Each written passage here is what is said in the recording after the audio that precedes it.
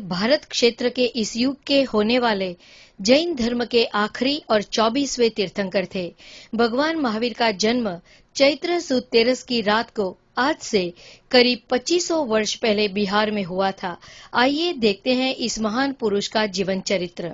भगवान महावीर के तीर्थंकर बनने का पता तो सबको उनके जन्म से पहले ही हो गया था, जब माता त्रिशला ने 14 महान शुभ सपने देखे थे। दिगंबर धर्म के अनुसार उन्होंने 16 सपने देखे थे।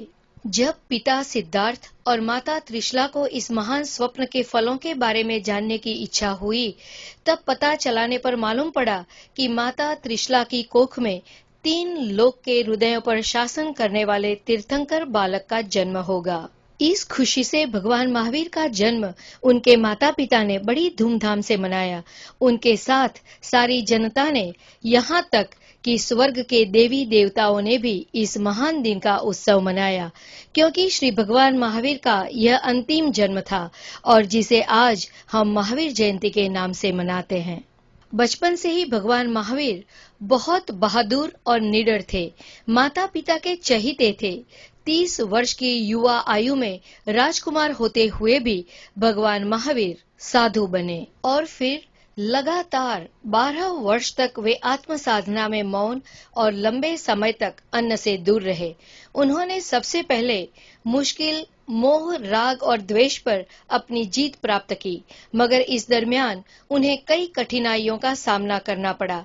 इस बीच चंड कौशिक जैसे सांप पर अपनी करुणा बरसाई, तो कभी अग्नि की ज्वाला को भी सहन किया, कभी अपने कान में खिल्ले लगाने वाले को भी चुपचाप सह लिया।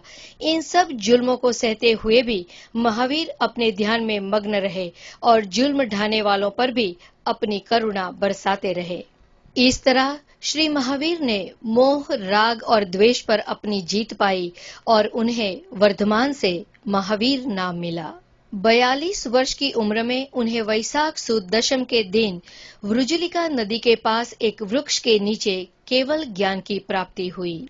वैशाख सुद 11 के दिन उन्होंने जैन संघ यानी चतुर्विध संघ की स्थापना की, जिसमें साधु, साध्वी, श्रावक और श्राविका को शामिल किया गया, जो आज जैन संघ के नाम से जाना जाता है। इसी दिन इंद्रभूति गौतम उनके सबसे पहले शिष्य बने। उनके साथ 11 महान पंडित और हजारों शिष्य भगवान महावीर के शिष्य बने। भगवान महावीर ने उन ज्ञानी पंडितों को त्रिपदी जिंदगी क्या है वो समझाकर उनके ज्ञान के खजाने को एक नया ही प्रकाश दिया। 42 वर्ष की उम्र में उन्हें केवल ज्ञान की प्राप्ति हुई और अगले 30 वर्ष तक लगातार पूरे भारतवर्ष में विहार करके तत्व का उपदेश करते रहे। अंत में पावापुरी में ध्यान में लीन होकर 72 वर्ष की आयु में दीपावली के दिन उन्हें मोक्ष की प्राप्ति हुई और उसी ही दिन उनके पहले और खास शिष्य इंद्रभूति गौतम को केवल ज्ञान की प्राप्ति हुई थी। भगवान महावीर का उपदेश सिर्फ जैन धर्म के लिए सीमित नहीं है, बल्कि पूरे विश्व के कल्याण के लिए था। आज भी जैन धर्म उनके दिए गए 5 उपदेश, अहिंसा यानी नॉन वायोलेंस, सत्य यानी ट्रूथ, अर्चाय यानी नॉन स्टीलिंग, ब्रह्मचर्य यानी सेलिबसी और अपारिग्रह यानी नॉन पोजेशन पर चल रहा है।